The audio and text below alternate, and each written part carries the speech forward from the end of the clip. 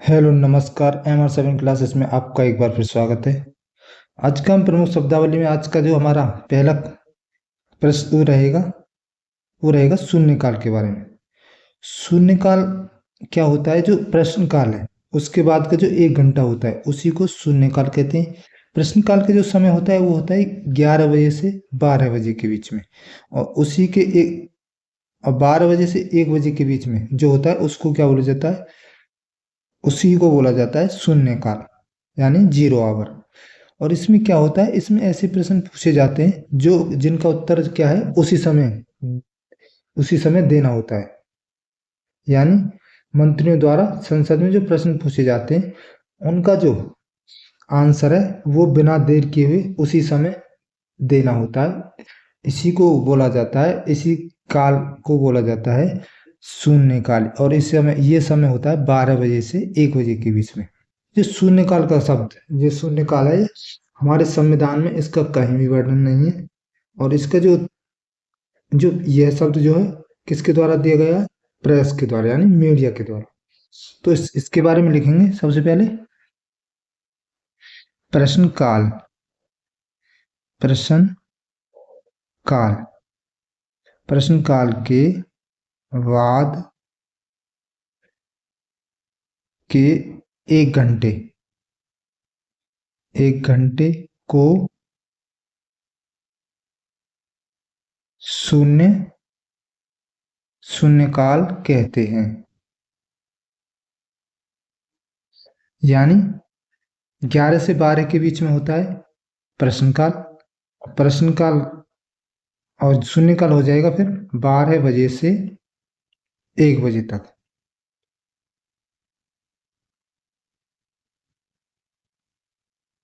इसको बोला जाएगा शून्यकाल। और इसमें इसमें क्या है? इसमें अविलंब, अविलंबम प्रश्न,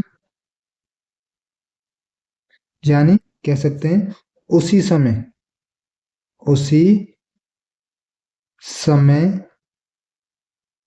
दिए जाने, दिए जाने वाले उत्तर, यानी कोई भी प्रश्न पूछा है उसको बिना देर के, अभी नहीं, बिना विलंब के प्रश्न पूछे जाते हैं, प्रश्न पूछे जाते हैं। और इसमें भी मंत्रियों से संसद में प्रश्न पूछते हैं।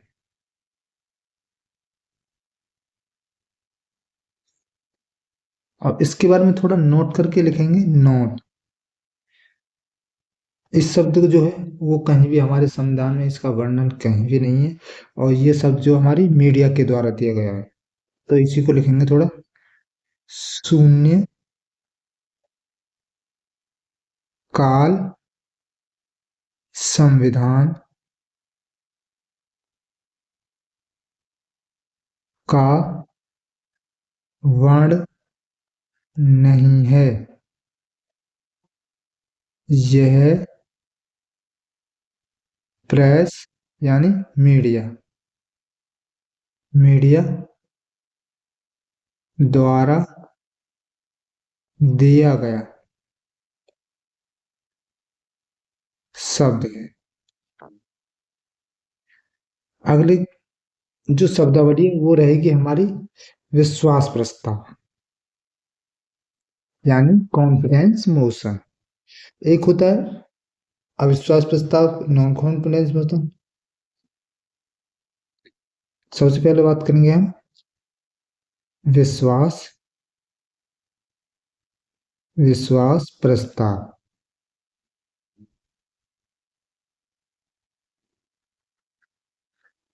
कॉन्फिडेंस मोशन, इसमें क्या होता है? जो केंद्र स्तर पर सरकार बनाने की क्या है, जो लोकसभा स्तर पर ये जो इसमें का जो लो कॉन्फिडेंस मोशन है, इसका बहुमत जरूरी होता है। राज्यसभा में नहीं है तो भी क्या होगा, सरकार बनी रहेगी। और ये जो प्रस्ताव है अविश्वास प्रस्ताव, ये कहाँ लाए जाते हैं, लोकसभा में। यानी अगर हम हमारे विश्वास प्रस्ताव लाया जाता है तो क्या होता है कि हमको अपना बहुमत सिद्ध करना होता है कि हम हमारे पास क्या है, सरकार बनाने के लिए इतने हम, यानी मंत्री हमारे लिए इसमें क्या है, जो 50% +1 इतना बहुमत जरूरी होता है इसको सिद्ध करने के लिए। अगर वो इतना नहीं कर पाते हैं इसमें, तो क्या है, जो है सरकार वो गिर जाएगी और फिर से चुनाव होंगे। ये किसके खिलाफ लाया जाता है, सरकार के खिलाफ, जिस समय क्या है, उस समय जो जिसकी बहुमत सिद्ध हो लोकसभा में। राज्यसभा में हो या ना हो उससे कोई फर्क नहीं पड़ता इसमें, विश्वास प्रस्ताव। तो इसी को लिखेंगे थोड़ा।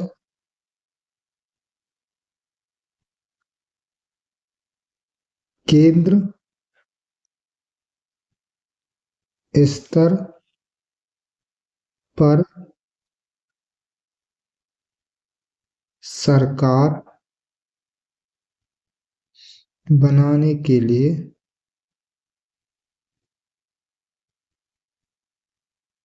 लोकसभा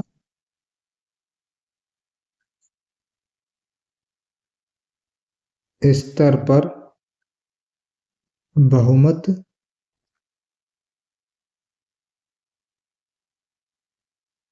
जरूरी है। लोकसभा में बहुमत का होना जरूरी है, चाहे वो राज्यसभा में हो या ना हो। राज्य सभा में नहीं है तो भी सरकार बनी रहेगी।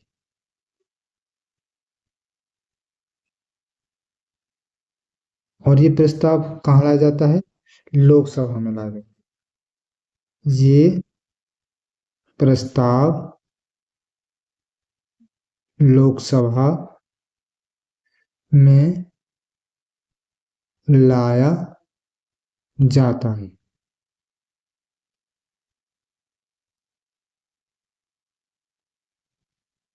और ये जो प्रस्ताव है वो किसके द्वारा पेश किया जाता है, ये जो जिस समय बहुमत में सरकार है उसके द्वारा। लेकिन जो अविश्वास प्रस्ताव है वो लाया जाता है विपक्ष के द्वारा। विश्वास प्रस्ताव जो करंट में जो सरकार है उसके द्वारा लाया जाता है, और अविश्वास प्रस्ताव विपक्ष के द्वारा लाया जाता है। इसी के लिखेंगे, सरकार या मंत्रिपरिषद, मंत्रिपरिषद द्वारा पेश किया जाता है।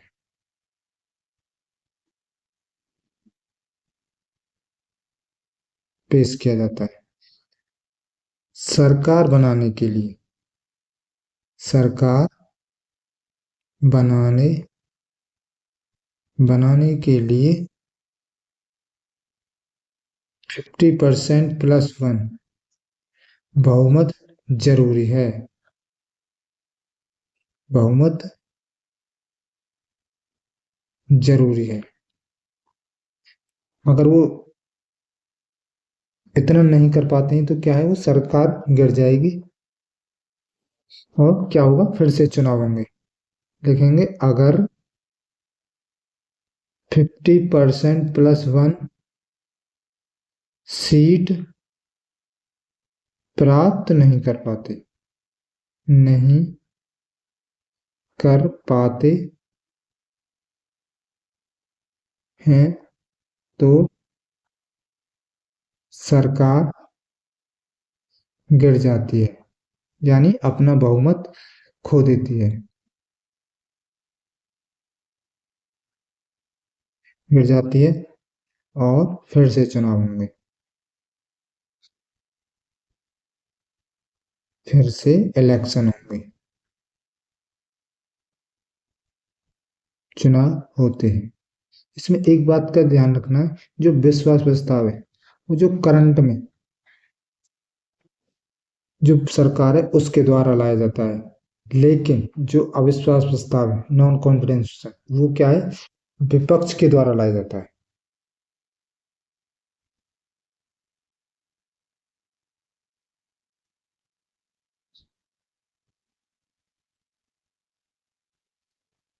अविश्वास अविश्वास प्रस्ताव यानी नो कॉन्फिडेंस मोशन। ये क्या सबसे पहले लिखेंगे, इसको विपक्ष के द्वारा लाया जाता है।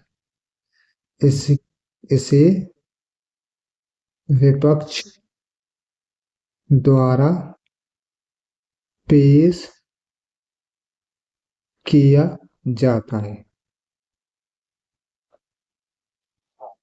और क्या है, इसमें क्या होता है, जो विपक्ष वाले हैं अगर वो 50% +1 बहुमत सिद्ध कर देते हैं तो क्या है, सरकार गिर जाएगी और ये क्या होगा, फिर से चुनाव होंगे। और ये कहाँ पर लाया जाता है, ये लाया जाता है लोकसभा में। और इसे लाने के लिए जब हम अविश्वास प्रस्ताव ला रहे हैं तो उस समय कम से कम विपक्ष के पास 50 सदस्यों का समर्थन होना जरूरी है। और ये जो विश्वास प्रस्ताव है, अविश्वास प्रस्ताव, ये किसी एक मंत्री के विरुद्ध भी ला सकते हैं और यह संपूर्ण जो पूरी मंत्रिपरिषद है उसके खिलाफ भी। अगर एक के खिलाफ भी अगर ये पास हो जाता है तो क्या है, पूरी की पूरी जो हमारी मंत्रिपरिषद है उसको क्या है, त्याग पत्र देना पड़ेगा और सरकार गिर जाएगी। इसी के लिखेंगे, यह लोकसभा में लाया जाता है। और क्या है, इसमें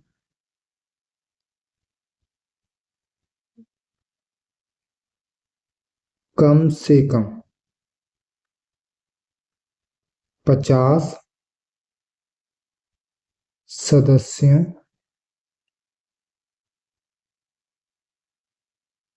का समर्थन दिया जाता है। यानी इतनों का समर्थन जरूर चाहिए जब हम एक किसी के खिलाफ ये अविश्वास प्रस्ताव ला रहे हैं तो।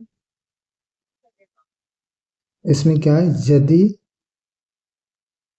विपक्ष वाले विपक्ष वाले 50%+1 बहुमत सिद्ध कर देते हैं। बहुमत यानी जिसकी सरकार है उसमें से कुछ मंत्रियों को अपनी तरफ करके क्या कर लेते हैं, 50% जो है बहुमत को सिद्ध कर देते हैं। तो इससे क्या हो, सरकार गिर जाएगी और फिर से चुनाव होंगे। सिद्ध कर देते हैं तो सरकार गिर जाती है, यानी अपना बहुमत खो देती है और फिर से चुनाव होते हैं। और ये क्या है, ये किसी एक मंत्री के विरुद्ध भी लाया जा सकता है और संपूर्ण मंत्रिपरिषद, अगर ये किसी के खिलाफ भी पास हो जाता है तो क्या है, पूरी जो मंत्रिपरिषद है उसको त्यागपत्र देना पड़ेगा। यदि किसी एक मंत्री के विरुद्ध अविश्वास प्रस्ताव पारित होता है तो क्या होगा? तो संपूर्ण यानी पूरी की पूरी मंत्री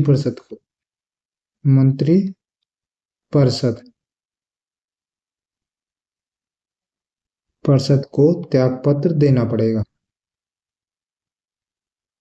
त्यागपत्र देना पड़ेगा। और क्या है? सरकार गिर जाएगी। सरकार अपना बहुमत खो देगी। ये था हमारा अविश्वास प्रस्ताव के बारे में। अब अगला प्रस्ताव है हमारा स्थगन प्रस्ताव यानी एडजॉर्नमेंट मोशन के बारे में।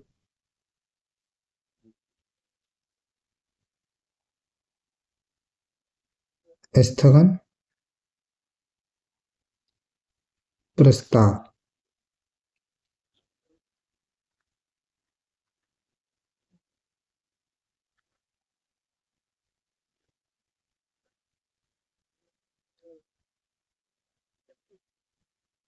मोशन। इसमें क्या होता है कि लोकसभा राज्यसभा में कोई क्या चल रही है? बैठक चल रही है। किसी मुद्दे पर क्या है? बहस चल रही है।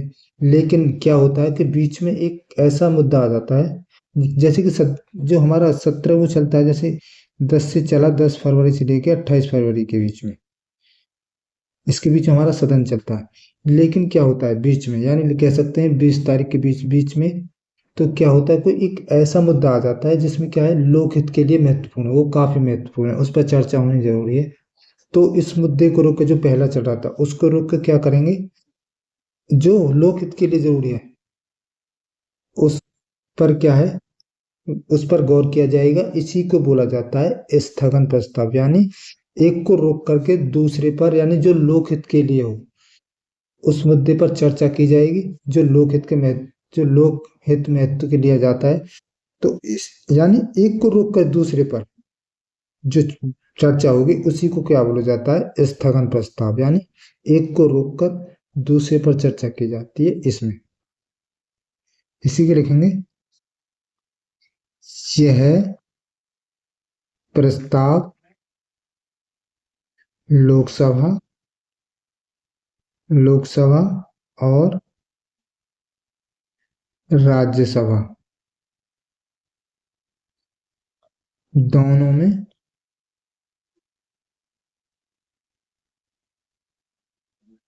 में लाए जा सकते हैं। और इसमें क्या है? यदि किसी सदन में किसी मुद्दे पर कार्रवाई, बहस हो रही हो, बहस आदि चल रही है चल रही है, लेकिन क्या होता है बीच में, लेकिन बीच में कोई ऐसा मुद्दा आ जाता है, ऐसा मुद्दा आ जाता है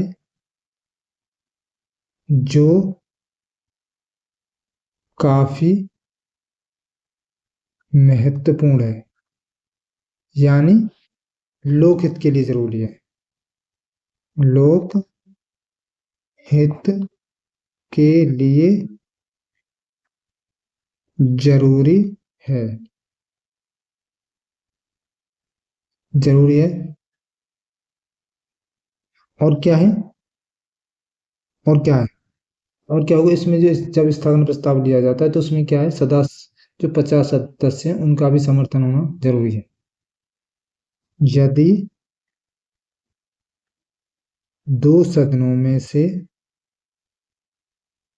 सदन में से 50 सदस्य द्वारा यह स्थगन प्रस्ताव पेश किया जाता है, पेश किया जाता है तो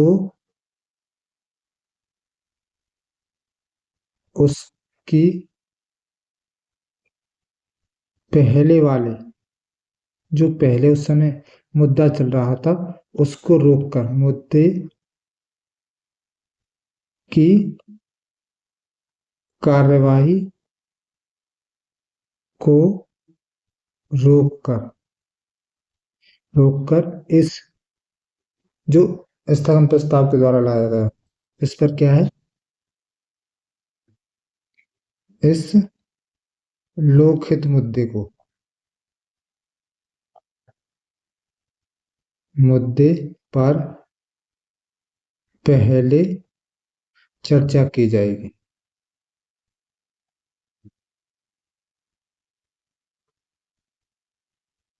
की जाएगी जो लोक महत्व के लिए लाया गया है।